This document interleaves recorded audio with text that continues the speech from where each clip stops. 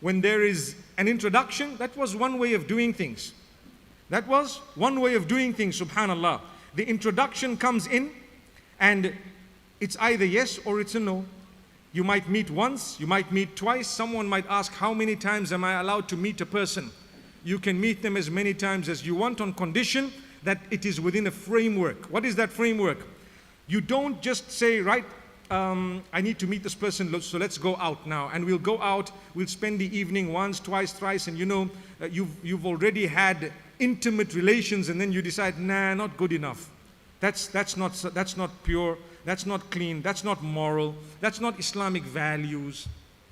But rather, respectfully, you interact, let them come to your home, you go to their home.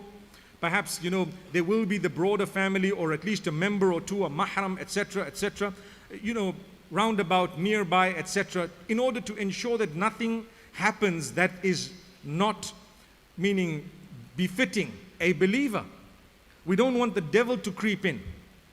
And then you may speak, you may interact, and remember the golden rule. My brothers and sisters, I found this a lot with some of those, you know, younger people who interact either at the workplace or at the universities with a person of the opposite sex. Before you donate your heart to them, get your folks involved. Before you donate your heart to someone, get your folks involved. What does that mean? Subhanallah. Let me explain. You see, the mind and the heart are the most powerful organs that you have. The minute you give someone control of those two, they can damage you, destroy you, and really break you to pieces, shredded. So be careful, be very careful. The heart and the mind, you don't give them to anyone besides Allah. Allah should hold that, and that's it. If a relationship is within what Allah wants, then inshallah you will be happy. Within what Allah wants, you can give it. But there are young people at the age of 14, 16, 20, they've donated their hearts to someone and they know that they're going to have a real uphill struggle with their folks. Rather, before you gave that heart, you should have at least got your folks involved, or you should have had your plan in place. You don't give the heart until you get the marriage done. Because I know of a lot of predators. A lot. When I say a lot, I mean in their thousands. They will come and say, I love you. And at the same time, they're saying it to another 20 people. And then they say, I love you. I adore you. I miss you, etc. And what happens? We, our emotional selves, we don't get those statements at home. We don't get them at home.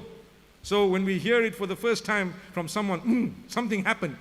Bing! You know, mashallah, tabarakallah. And you start thinking, wow, wow.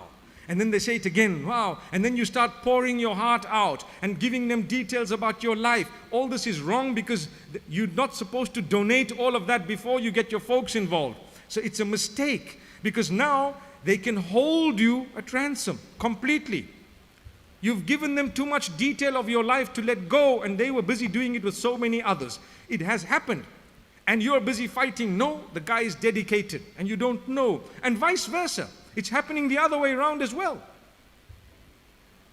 So you need to make sure that you don't just fall prey to a statement or two.